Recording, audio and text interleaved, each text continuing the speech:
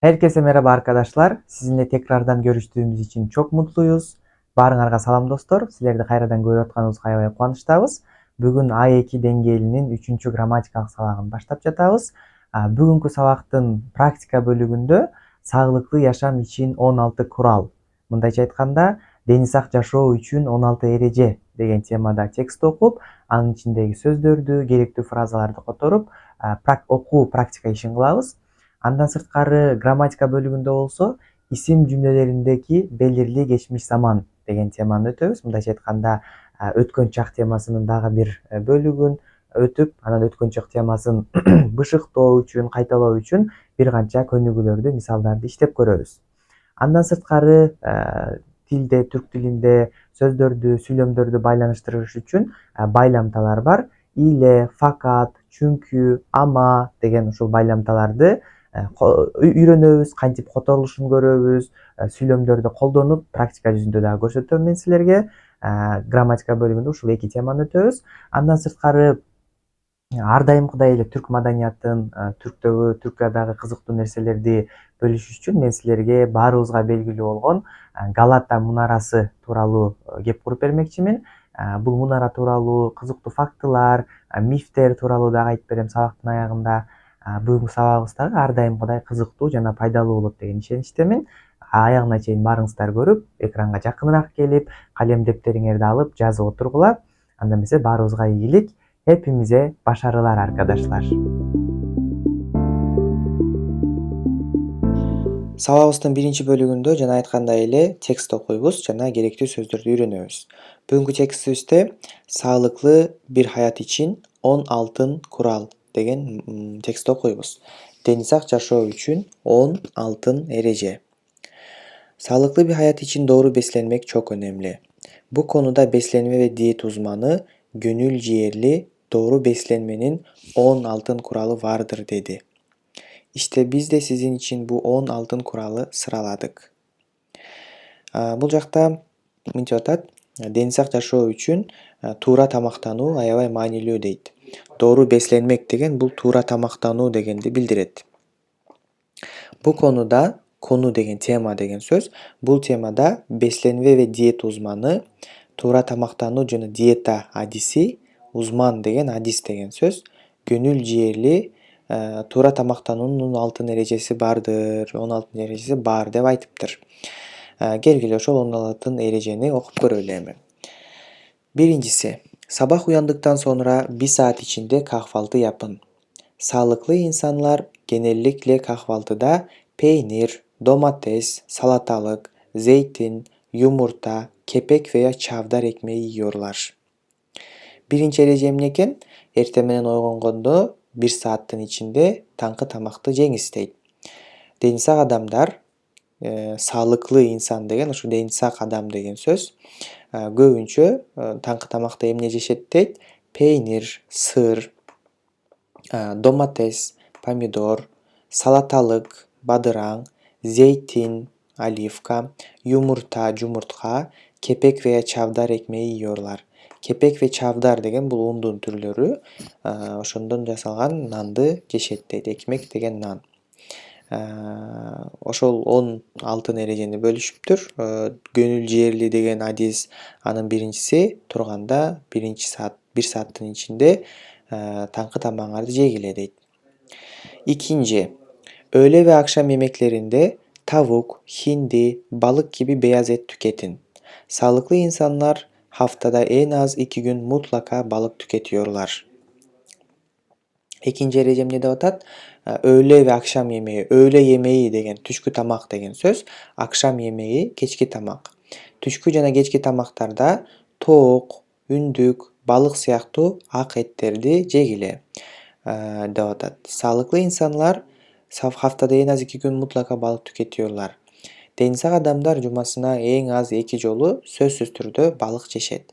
Mutlaka деген сөз бул сөзсүз түрдө деген маани. Üçüncü, yemekleri aşırı yağlı ve tuzlu pişirmeyin. Tamaktарды аябай көп туздуу жана майлуу кылып бышырбагыла дейт. Yağlı деген сөз бул майлуу деген сөз. Yağlı, mайлуу. Dördüncü, Her gün en az 2 porsiyon sebze ve 3 porsiyon meyve yiyin. Gün sayın en az 2 porsiya jer yemiş jana 3 porsiya mömө жемиш жегиле деп атат. Мындайча айтканда көбүрөөк жемиш жана mömө жемиш жегиле. Sağlıklı insanlar meyvelerin suyunu sıkmıyorlar, sadece meyve olarak tüketiyorlar. Suyunu sıkmak degen, bu suusun сыгып алуу деген сөз. Дени сак адамдар жемиштердин сууларын сыгып албай, аларды чогуу жешет дейт. Tüketiyorlar, колдонуу, жөө деген маанини билдирет. Мисалы, balık tüketmek, balık жөө, balık колдонуу деген söz. 5. Öğle ve akşam yemeklerinin yanında salata da yiyin. Түшкү жана кечки тамактардын жанында салат кошуп жегиле дейт. Салата деген сөз бул салат деген сөз. Ушул эки нерсени адаштырбагыла. Бул жакта салаталык деген сөз бар. Салаталык деген бул бадыраң деген сөз. Салата деген болсо бул өзү салат деген маанини билдирет. 6. Her gün en az bir avuç kuru yemiş tüketin. Kuru yemiş деген сөз бул кургатылган жемиштер деген сөз. Kuru yemiş. Gününe en az bir uç kurgatılgan yemiş jegilе. Çiğ kuru yemiş tercih edin. Sağlıklı insanlar her gün bir avuç çiğ badem ile çiğ fındık yiyorlar.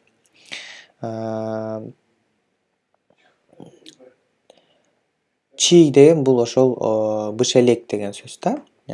Быш элек жер жемиштерди мындайча айтканда мисалы куурулбаган, майланбаган, башка нерсе аралашпаган өзүнчө турган кургатылган жемиштерди жегиле. Tercih edin дейт. Tercih edin деген сөз бул тандагыла деген сөз. Дени сак адамдар күн сайын бир уч бадам же болбосо фындык деген, адашпасам бул мистенин түрлөрү, жаңгактын түрлөрү, ошондойлорду жешет. 7. Bol baharat tüketin. Sağlıklı insanlar özellikle zencefil ve sarımsak tüketiyorlar. Zencefil, sarımsak bul ошол татымалдардын түрлөрү. Sarımsak бул чеснок биз билген, аябай көп татымалдарды колдонгула дейт. 8. En az 4 fincan çay için. Çay kandaki kolesterolü düşürüyor. En az 4 fincan деген бул стакан деген сөз. Түрктөрдүн стакандары бар го ошолор. En az 4 стакан чай ичкиле, бул кандагы холестеринди түшүрөт. 9. Karbohidrat, protein, yağ, vitamin ve minerallere ihtiyacı vardır. Bu sebeple diyet yapmayın, düzenli beslenin. Дененин ушул сыяктуу витаминдерге муктаждыгы бар дейт. Иhtiyacı var деген, бул муктаждыгы бар деген сөз.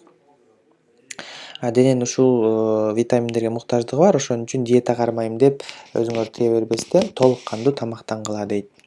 10. Sigara ve alkol tüketmeyin. Sigara ve alkolden uzak durun, sağlıklı ve uzun yaşayın. 10. ereje эмне экен? Тамеки чекпегиле жана алкоголдук ичимдиктерди колдонбогула, алардан алыс туруп, узак жана дени сак жашагыла дейт. Демек бизге ушул жерде бул тексттин ичинде Gönül Ciğerli деген узман адис 10 эреже менен бөлүштү. Аларды окуп чыктык. Муну өзүбүздүн жашообузда дагы колдонсок болот бул эрежелерди. Эми келгиле ушул тексттин ичинде биз сөзсүз түрдө биле турган 10 сөздү карап көрөлү. Birincisi, beslenme деген söz. Beslenme деген бул тамактануу деген söz. Sağlıklı bir hayat için doğru beslenme çok önemlidir. Дени сак жашоо үчүн туура тамактануу аябай маанилүү. Экинчи söz, uzman, adis деген söz болчу. Муну жана көрдүк. Bu konuda bir uzman ile görüşmek gerekiyor. Бул темада bir adis менен görüşүшүбүз керек. Kural, ereje деген söz. Okulda ve evde uymamız gereken bazı kurallar vardır. Үйдө жана мектепте баш ийишибиз керек болгон кээ бирки эрежелер бар дейт. Kurallara uymak. Бул жерде уймамыз деп турат го, ошо уймак деген этиш, баш ийүү деген сөз. Kurallara uymak, kuralдарга, эрежелерге баш ийүү. 4. Tüketmek. Tüketmek деген бул керектөө, колдонуу, жөө деген маанини билдирет дедик. Мисалы, sağlıklı insanlar haftada en az 2 gün balık tüketiyorlar. Дени сак адамдар жумасына эң аз 2 жолу балык жешет, балык колдонушат дейт. 5. Porsiyon. Porsiyon деген söz bul porsiya деген маанини билдирет. Her gün en az 2 porsiyon sebze yemeliyiz. Gün sayın эң аз 2 жолу жер жемиш жеп турушубуз керек. 2 порция жер жемиш жеп турушубуз керек. 6-нчы куру жемиш, кургатылган жемиштер дедик. 7-нчи тержих этмек, бул тандоо деген сөз. Артык көрүү, тандоо, кылуу. Мисалы, эмеклердин янында генеликle салата жемеги тержих эдер. Тамактардын жанында көбүнчө салат жегенди тандайт. Düşürmek деген бул түшүрүү, азайтуу деген маанине билдирет. Мисалы, давленияны түшүрүү, кан басымды түшүрүү, шекерди азайтуу, шекерди түшүрүү деген маанилери. Yeşil çay içmek yüksek tansiyonu düşürüyor. Tansiyon деген бул кан басым, давление деген сөз. Жашыл чай ичүү давленияны түшүрөт. 9-нчусу ихтияч, муктаждык деген сөз. Муктаждык, керек болуу, муктаж болуу. Vücudumuzun enerji için karbonhidratlara ihtiyacı var. Денебиз энергия үчүн карбонхидраттарга муктаждыгы бар. Ихтияч деген жөнөкөй өзүбүзгө да колдонсок болот. Мисалы, benim şu an sevgiye ihtiyacım var. Азыркы учурда менин сүйүүгө муктаждыгым бар десек болот. Мисалы, эмнеге муктаж болсок, ihtiyacım var, ihtiyaç var, ihtiyaç olmak деп колдонулат. 10-нчу узак durmak. Узак durmak бул алыс болуу, алыс туруу деген маанине билдирет. Sağlıklı kalmak için şekerli içeceklerden uzak durun. Дени сак жашоо үчүн шекерлүү тамактардан, шекерлүү ичимдиктерден алыс туруңуздар дейт. Демек, ушул 10 сөздү үйрөндүк, достор. Бул сөздөрдү сөзсүз түрдө жазып, жаттап алыңыздар. Мисалдарды да түзүп көрсөңүздөр болот. Курста окуп жаткан окуучуларыма бул сөздөрдөн мен тапшырмаларды берип, тесттерди сурайм. Андан кийинки грамматика бөлүгүбүздөгү темабыз бул исим жүмлелеринде geçmiş zaman. Бул темага киришүүдөн мурун силер A1 деңгээлиндеги ат тамламалары, ат жүмлелери же болбосо исим тамламалары, исим жүмлелери деген теманы сөзсүз түрдө билишиңер керек. Эгер ал темадан билбесеңер, кабарыңар жок болсо, сөзсүз түрдө ат тамламалары, исим тамламалары деген биздин темабызды таап, ошону биринчи көрүп чыккыла, андан кийин гана бул темага киришсеңер болот. Болбосо, ал теманы билбесеңер, A1 деңгээлиндеги теманы билбесеңер, анда бул жакта кыйналып каласыңар азыр. Мен ошол теманы билесиңер деп эле элестетип, көп эсептеп, көп нерсени түшүндүрбөй, бүгүнкү темага көбүрөөк басым жасап үйрөтөм, ошол теманы сөзсүз көрүп койгула. Исим жүмлелери деген эмне? Исим жүмлелери бул адамдын өзүнүн кайсы кесипте экенин, кандай статуста экенин, ким экенин, кандай абалда экенин көрсөтүш үчүн колдонулат. Мисалы, мен студентмин, же болбосо мен ооруп жатам, же болбосо ал сулуу, ал банкир деп анын абалын, же болбосо кесибин, статусун айткан учурда колдонулат. Бул исим жүмлелери же ат тамламалары деген теманын мисалы. Бүгүн болсо биз ошонун geçmiş zaman, өткөн чак бөлүгүн өтөбүз. Өткөн чактагысын айтып беребиз да. Мисалы, ben öğrenciyim десем, мен студентмин деп айтылат. Ben öğrenciydim деп айтсам, мен студент болчумун, мурун студент болчумун, азыр студент болбой калгам деген мааниде колдонулат. Мындайча айтканда, мурунку учурдагы, өткөн чактагы абалыбызды, статусубузду, көрүнүшүбүздү жана башкаларды айтууда кайсы кантип жасалат, ошолорду көрөбүз бүгүн. İsim cümlelerinde geçmiş zaman, geçmişteki bir durumu, bir sıfatı veya bir mesleği anlatmak için kullanılır. Жана айткандай эле, өткөн чактагы бир абалды, сапатты же бир кесипти түшүндүрүш үчүн колдонулат бул темабыз. Мисалы, ben dün hastaydım. Мен кечээ ооруп жаткан болчумун. Hava çok soğuk değildi. Аба ырайы суук эмес болчу. Sen dün evde miydin? Sen кечээ үйдө болчуңбу? Деп мындайча айтканда өткөн чактагы бир абалды, учурду сурап атат. Мунун учур чактагысы ben hastayım. Soğuk değil. Evde misin? деп айтылат. Булар учур чак, азыркы нерсени билдирип атат. Бүгүнкү темаларыбыз geçmiş zaman болгон үчүн биз өткөн чактагысына маани берип карайбыз муну. İsim cümleleri deki geçmiş zaman nasıl yapılır? Кантип жасалат? Бизге эң керектүү болгон өткөн чакты билдирген мүчөлөр бул д, ди, ду, дүү деген мүчөлөр. Ушул мүчөлөр аркылуу биз geçmiş zamandaki isim cümleleri degенди жасай алабыз. Sesli uyumdu bilebizse эгерде сөзүбүздүн аягы аяккы үндүсү а, ы үндүлөрү менен бүтсө, анда ага биз д деген мүчөнү улайбыз.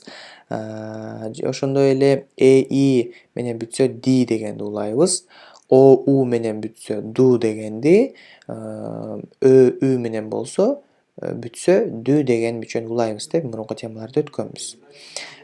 Мисалдарды карайбыз азыр. Öğrenci идим. Андан кийин эгерде биздин сөзүбүз фыстыкчы шахап, мындайча айтканда ушул үнсүз тамгалар менен аяктаса, анда д тамгабыз т тамгасына өзгөрүп кетет. Д деген мүчөнүн ордуна биз т деген мүчөнү коебуз. Мисалы, серт деген сөздү алып көрөлү. Серт деген т менен бүтүп атат. Бирок биз ага д деген мүчөнү кошкондо серт д деп эмес, же болбосо серт ди деп эмес, серти деп мүчө улайбыз. Ошону айтып атат да. Андан кийин кайнашма харфи деген бар, кайныштырма харфи. Эгерде сөздүн аягы ушул тамга менен бүтсө, анда и тамгасы менен бүтсө, анда биз ага жумшарып кетет. Эле бүтө берсе арая е харфи кирер. Эгерде сөзүбүздүн эң аяккы мындай аяккы үндүсү эмес, эң аяккы тамгасы ушу менен бүтсө, анда ага мүчө улаганда е тамгасын кошуп туруп, андан кийин д улайбыз. Мисалы, öğrenci деген сөз кайсы тамга менен бүтүп атат? И тамгасы, үндүү тамга менен бүтүп атат. Ага биз öğrenci ди деп эле муну жок эле кылып койсок туура эмес болуп калат. Үндүү тамга менен бүткөн сөзгө сөзсүз түрдө е тамгасын кошуп, андан кийин ди деген мүчөнү улайбыз. Мүчө улай эрежебиз ушундай. Бул бир аз математикалык нерсе, жаттап алууга көбүрөөк багытталат. Ошон үчүн муну кайра кайталап, өткөн темаларды кайталап, азыркы түшүндүрүп берген жерде кайра көрүп чыгыңарды сунуштайм. Келгиле эми дароо сүйлөмдөрдү жасап көрөлү. Олумлуу деген бул жөнөкөй сөз, негатив эмес, жөнөкөй бөлүгү. Жөнөкөй бөлүгүндө жана көрсөткөндөй эле биринчи сапат, сыпат колдонулат, андан кийин ду деген мүчө колдонулат. Ды, ди, дуду өткөн чакта билдириш үчүн кээ бирки жерлерде жана фыстыкчы шахап тамгасында т, ти, ту, түү болуп кетет. Ошолор мүчө, андан таандык мүчө колдонулат. Биз таандык мүчөлөрдү өткөнбүз. Ben yorgundum. Sen yorgundun. O yorgundu. Biz yorgunduk. Siz yorgundunuz. Onlar yorgunlardı. Yolbuz onlar yorgundular desek болот. Кантип жасалды? Биринчи сыпат колдонулду көрсөткөндөй эле, андан кийин өткөн чактын мүчөсү колдонулду, андан кийин таандык мүчө колдонулду. Ben yorgundum, мен аябай чарчаңкы болчумун деп атат. Өткөн чактагы бир абалын айтып берип атат. Олумсуз, негатив формасында болсо, değil деген мүчө колдонулат. Değil деген бул эмес деген сөз да. Ошол değil деген мүчө колдонулат. Англис тилинде мисалы not деген мүчө бар го. I am not a student деп айтат го. Ошо not деген мүчө түрк тилинде değil деген сөз. Мисалы, ben dün okulda değildim. Негатив форма кантип жасалат? Ушул формуласы аябай маанилүү. Биринчиси исим, мындайча айтканда сыпат, андан кийин değil эмес деген мүчө, андан кийин өткөн чактын мүчөсү, андан кийин шahıs эки таандык мүчө колдонулат. Ben dün okulda değildim. Hava soğuk değildi.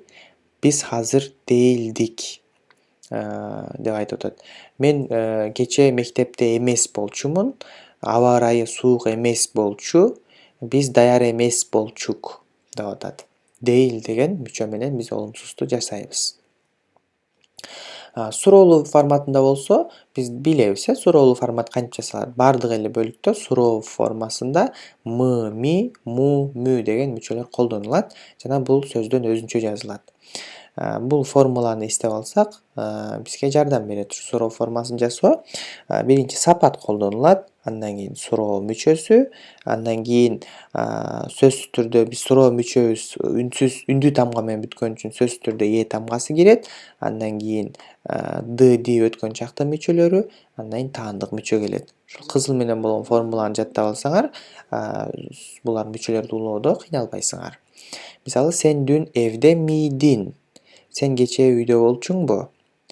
Биринчи өзүңөр көргөндөй evde деген абал айтылып атат. Андан кийин ми суроонун мүчөсү, андан кийин суроонун мүчөсү үндүү тамга менен бүткөн үчүн бизге и мүчөсү колдонулду. Андан кийин д деген мүчө колдонулду. Исим тамламасынын кечимдик заманы. Анан н деген бул таандык мүчө. Мындайча айтканда бул формулаларга салып аябай грамматикага басым жасайм десеңер, ушул эреже менен кылсаңар болот, бирок иштеп атканда и так өзү деле түшүнүктүү болот. Сынав зор мuydu? Сынак оор болчубу? Onlar mutlular mıydı? Алар аябай бактылуу болчубу дейт. Жана мен башында түшүндүрүп бердим, мунун экөөнүн ортосунда айырма бар. Биз мурун ат тамламалары, исим тамламалары дегенде учур чактагысын өтсөк, бүгүн өткөн чактагысын өттүк. Экөөнүн айырмасы ушундай. Ben öğrenciyim десем, мен исим тамламасы учур чакты айтып аткан болом. Азыркы учурда студентмин деп. Ben geçen yıl öğrenciydim. Же болбосо geçen yıl деген жок эле, жөн эле ben öğrenciydim десек, анда бул мен студент болчумун, студент элем деген маанини билдирип атат. Ошо экөөнүн айырмасын адаштырбайбыз. Өткөн чактагыларды айтып атканда д ди мүчөлөрүн колдонобуз.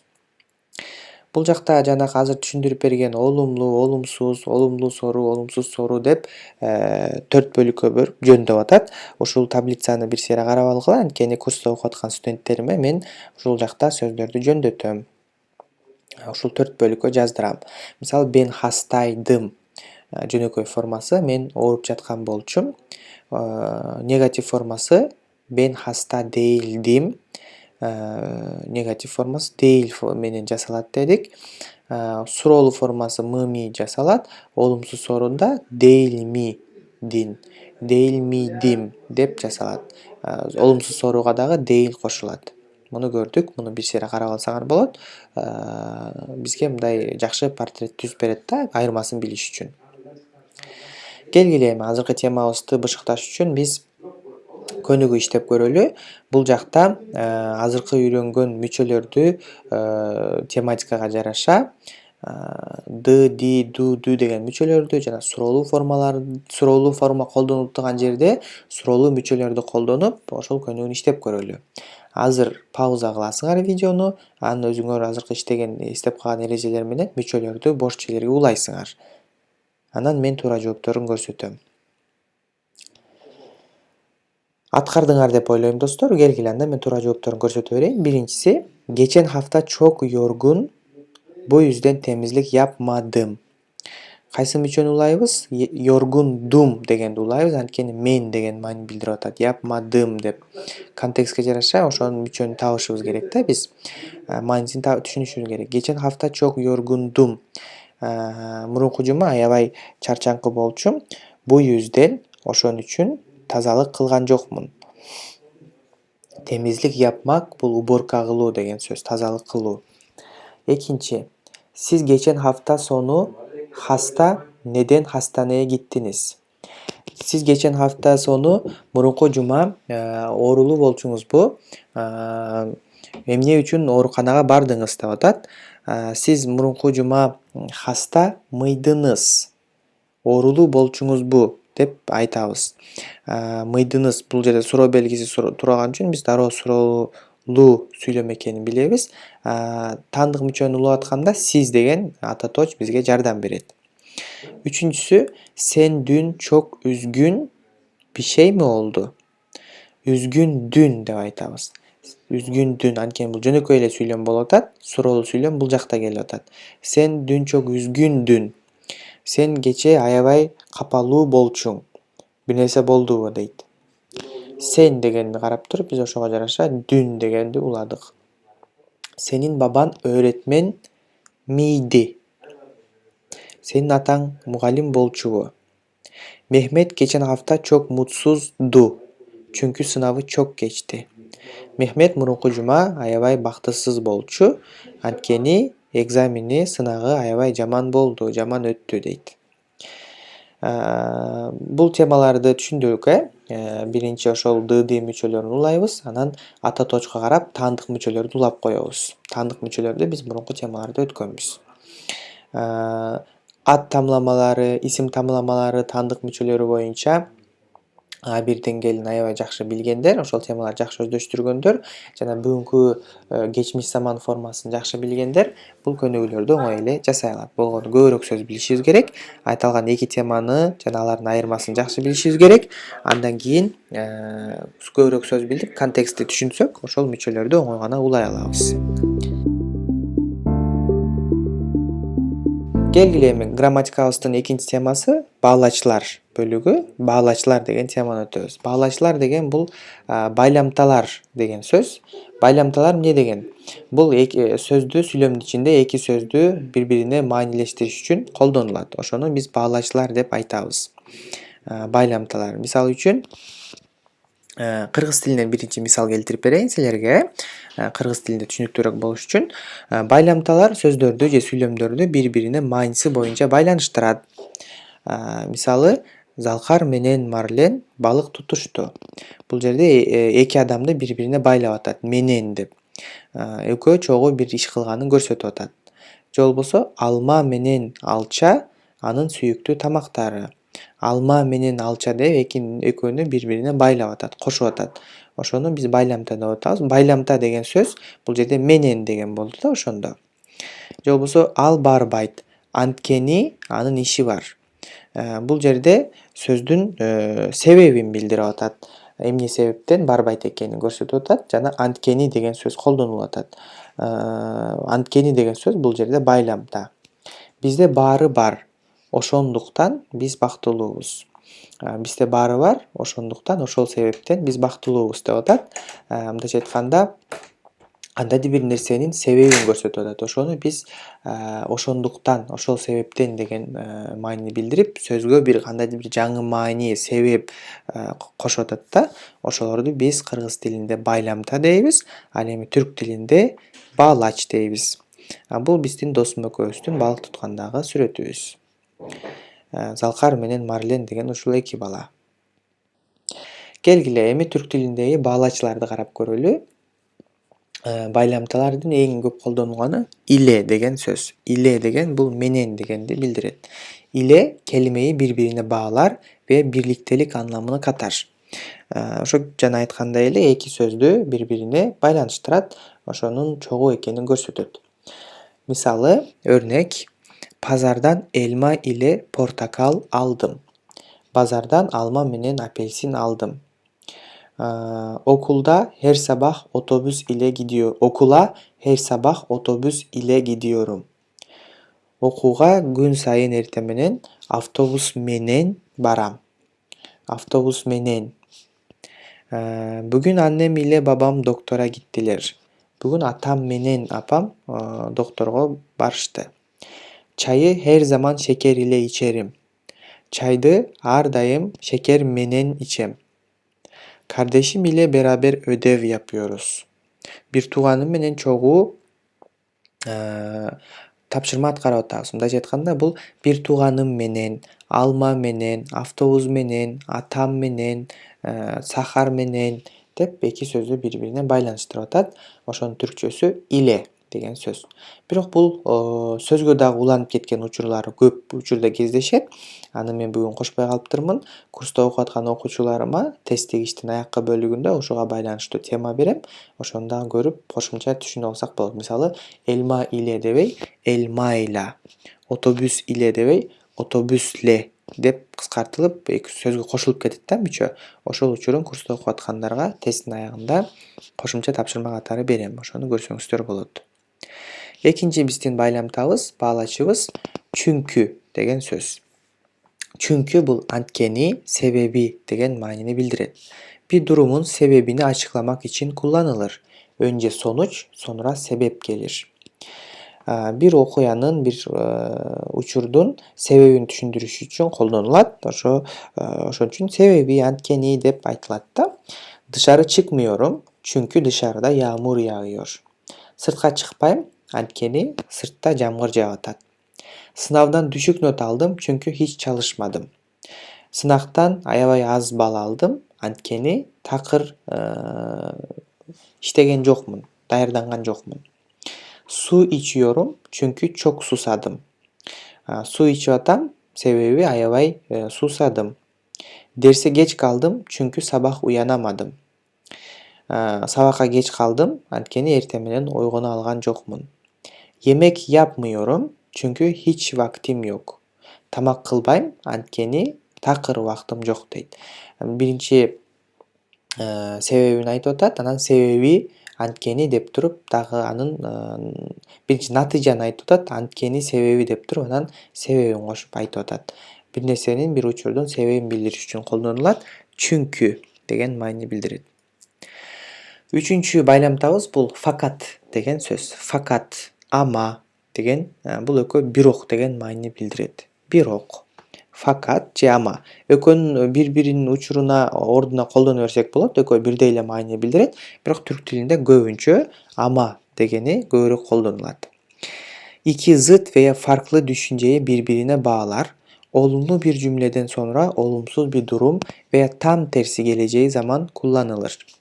Эки бири-бирине карама-каршы нерсени айтканда колдонулат. Бирок дегенди билебиз да. Мисалы, менин акчам бар, бирок баргым келбей эле. Же болбосо, ал сулуу, бирок акылсыз дегендей да. Экөөнүн бири-бирине карама-каршылыгын көрсөтүп атат. Ошо карама-каршы маанидеги идеяларды айтканда, ойлорду айтканда fakat, ama дегендер колдонулат экен. Bu ayakkabılar çok güzel ama çok pahalı.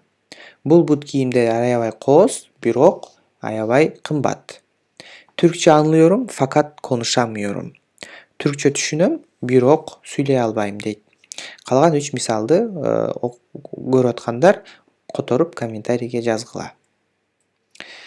Келгиле ушул байламталар темасын бүтүрүп атып, 3 байламтанын бири-бирине кантип аралаштырып ийбей туура колдонот экенбиз көнүгүү иштеп көрөлү. Ile, çünkü, ama, же болбосо fakat деген байламталарды көрдүк. Эми биринчи сүйлөмдөрдү окуп көрүп, маанисине жараша кайсынысы туура келет, видеону пауза кылып койгула, анан текшересиңер. Иштеп бүттүңөр деп ойлойм. Жөн эле карап отурбастан иштеп пауза кылгыла деп сунуштамакмын. Иштегендер азаматсыңар. Келгиле эми текшерип көрөлү. Ben çok açım. Sabah kahvaltı yapmadım. Мен аябай ачкамын. Эртең менен таңкы тамак жеген жокмун. Ортосуна эмнени койсок болот? Анткени дегенди койсок болот да. Мен çok аябай ачкамын. Анткени эртең менен таңкы тамак жеген жокмун. Ben çok açım çünkü sabah kahvaltı yapmadım. Bu gömleği çok beğendim. Param yetmiyor. Бул көйнөктү аябай жактырдым. Акчам жетпейт. Кайсыны коебуз? Бирок дегенди коебуз, Анткени акчам буну аябай жакшы көрдүм, бирок акчам жетпейт. Ama дегенди койдук. Marketten ekmek, yumurta aldım. Эмнени коебуз? Marketten nan менен жумуртка алдым. Nan менен жумуртка, ekmek ile yumurta. 4. Türkçeyi seviyorum. Gramer bazen zor geliyor. Türkçөнү жакшы көрөм. Грамматикасы кээде оор келет дейт. Экөө бири-бирине карама-каршы идея, ошон үчүн ama дегенди койсок же fakat дегенди койсок болот. Түрк тилин жакшы көрөм, бирок грамматикасы кээде оор. Bugün çok mutluyum. Çünkü bugün benim doğum günüm. Bugün аябай бактылуумун, анткени бүгүн менин туулган күнүм. Bu hafta sonu arkadaşım sinemaya gideceğiz. Бул дем алыш күнү досум менен киного барабыз дейт, Ile. Бул байламталарды туура колдонуш үчүн биринчи сүйлөмдүн маанисин түшүнүшүбүз керек. Анан ошого жараша байламталарды колдоно берсек болот. Анан сүйлөп атканда көбүрөөк байламта колдонгону аракет кылгыла. Силердин сүйлөгөнүңөргө көбүрөөк жардам берет. Ушуну менен биз грамматика бөлүгүн бүтүрдүк. Белгилүү эми достор, башында сөз бергендей, мен силерге азыр Галата мунарасы тууралуу айтып берейин. Галата мунарасы тууралуу көбүңөр эле билип, көрүп жүрсөңөр керек, өзгөчө түрк сериалдарынан көп көрсөңөр керек. Бул мунара тууралуу бир аз азын-аулак кеп буруп бермекчимин. Бул Галата мунарасы дүйнөдөгү эң эски, эң тарыхы бай мунаралардын бири болуп саналат. Ал 507-жылы Византия империясы тарабынан курулган, бирок эң алгач бул жыгачтан курулган экен. Андан кийин гана бара-бара ар кандай кырдаалдардан улам кулап, кайра тургузулуп, кайра кулап, кайра тургузулуп, ар кандай эмелер менен бүгүнкү күнүбүздө таш менен курулган мунара болуп жетип келди күнүбүзгө. Курулгандагы функциясы доордон доорго, замандан заманга карап өзгөрүлүп турган. Эң алгач мисалы түрмө, камак катары колдонулса, андан кийин Осман империясы доорунда мисалы кемелерди келип кеткен кемелерди текшерүү үчүн, ошондой эле шаардын ичинде өрт чыгып атабы, чыкпай атабы караш үчүн мындай типа маяк катары колдонулган да. Азыр болсо жөн гана музей катары турат. Музей катары элдер кирип Галата мунарасынын үстүнө чыкса, Стамбул 360 градуска, мындайча айтканда, бардык жагын көрүүгө болот. Мунаранын үстүнө чыкканда мунара аябай кооз, борборунда жайгашкан, келген туристтер аябай көп. Тегерегинде кафелер бар, азыр аябай популярдуу болуп атат. Ошо Галата мунарасынын тегерегинде таттуу жеп, аны Инстаграмга, соц тармактарга бөлүшүү. Бул мунара акыркы жылдары жана айткандай эле музей катары колдонулуп атат. Ошондой эле бул мунара тууралуу бир канча мифтер бар. Ага көпчүлүк адамдар ишенгиси келет, кызыктуу болот окшойт деп ойлойм. Мисалы, эң популярдуу, эң белгилүү мифтердин бири: эгер Галата мунарасына сен өмүрүңдө биринчи жолу чыгып атсаң жана жаныңда сүйгөн кызың менен же сүйгөн балаң менен чыксаң, экөөң сөзсүз түрдө баш кошосуң деген бир миф бар да. Бул мындайча айтканда, бул мунара сүйүү символу. Ошол мунарага ким менен биринчи чыксаң, ошол менен баш кошосуң деген бир миф бар. Эгерде сен ага чейин мисалы сен өзүң сүйгөн кызың менен, жигитиң менен чыкпай башка бирөө менен чыгып калсаң, жанакы миф, жанакы сыйкыр бул ага иштебей калат. Ошого бул мунарага чыкканда, мисалы азыркы айланамда досторум дагы бар. Жок, мен азыр чыкпайм, кийин сүйгөнүмдү тапканда чыгам, экинчи түгөйүмдү тапканда чыгам деп чыкпайм, типа ошо мифке ишенгендер дагы бар. Ошондой достор, ошол Галата мунарасынын чокусуна ким менен биринчи чыксаң, ошол менен түбөлүк бирге болосуң деген ушундай бир миф бар. Мен Галата мунарасынын чокусуна чыгып көрө элекмин, буюрса чыгам деген ишеничтемин. Андан сырткары Галата мунарасы, анан Галата мунарасы шаардын ичинде, андан сырткары Кыз кулеси деген бар, Кыз мунарасы деген дагы бар. Ал деңиздин ортосунда жайгашкан.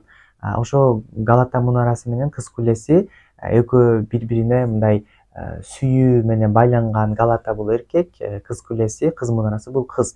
Эки сүйүктүүнүн урматына курулган мунаралар деп дагы айтылган мифтер бар. Экөө бири-бирин карап турат да. Галатага барсаң Кыз кулеси көрүнөт, Кыз мунарасы, Кыз мунарасына барсаң Галата көрүнөт. Галата негизи Стамбулдун бардык жеринен көрүнөт. Ошондой достор. Анан дагы бир тарыхый факт: 17-кылымда Ахмет Челеби,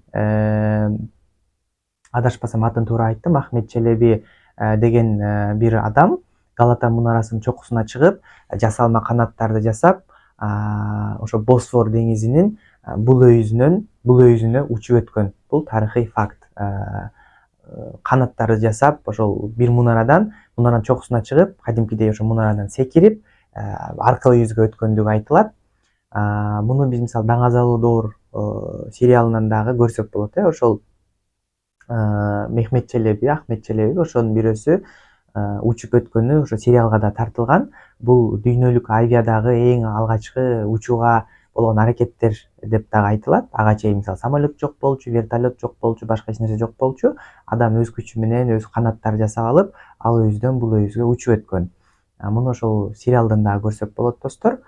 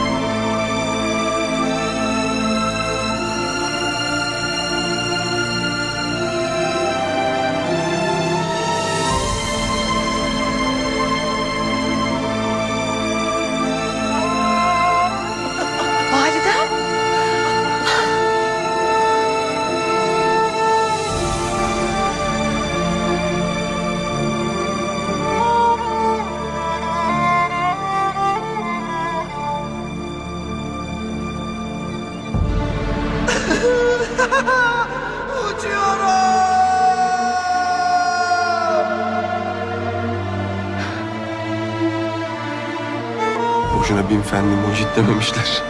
Dediğini yaptı. Uçuyor.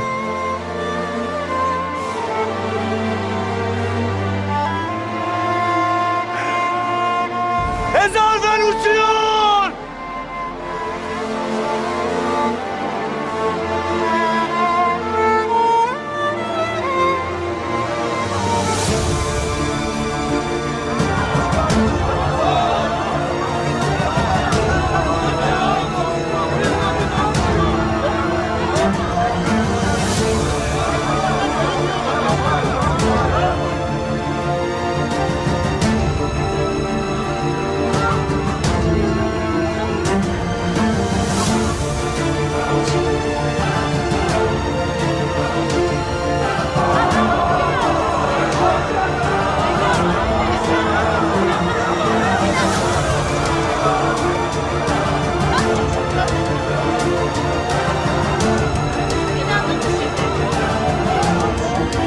Hazerfen Çelebi.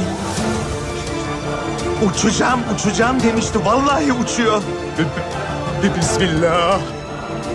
Kıyamet kopacak, kıyamet. Bu ne böyle? Taş yağacak başımıza, taş. Mucize bu efendi, mucize. Tövbe estağfurullah. Rabbimin mucizesi.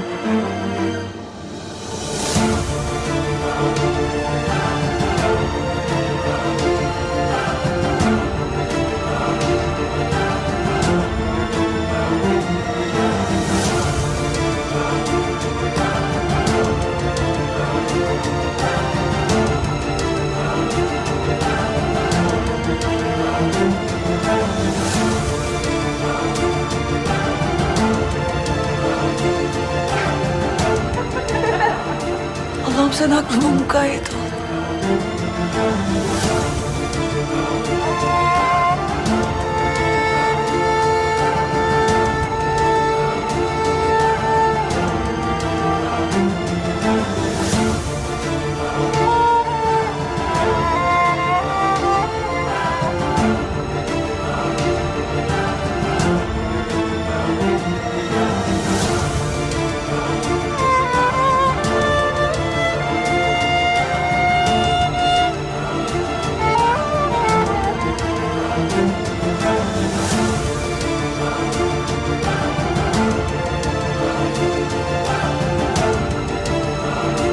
Азыркы учурда бул дагы деле сериалдарда дагы күнүмдүк жашоодо дагы бул мунаралар сүйүүнүн символу катары ар кандай мифтерге, жомок уламыштарга мисал катары сакталып келе жатат.